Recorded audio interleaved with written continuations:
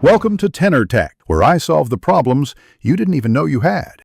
In this video, I will show how to remove Audi TT headlights. Start by opening the hood and locating the headlight assembly fasteners on the top and rear. Remove plastic covers and disconnect any wiring harnesses gently. Take note of 3 or 4 mounting bolts and keep them organized. Lift the assembly straight out while watching for clips.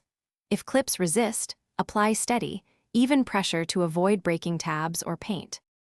Prepare by collecting Torx bits, a ratchet with extension, and a trim tool before you begin. Jack up neither side. This job stays at ground level. Keep a soft cloth handy to rest the headlight on. Label or photograph wiring connections for simple reassembly. Have a small container for bolts and clips so none roll away. Double-check the battery is disconnected to keep electronics safe while unplugging harnesses. Start by removing the top fasteners and any plastic trim pieces that cover the headlight. Unplug the wiring harness carefully and release the washer fluid hose if your Audi TT has headlight washers. Remove the lower mounting bolts and check for hidden clips at the rear.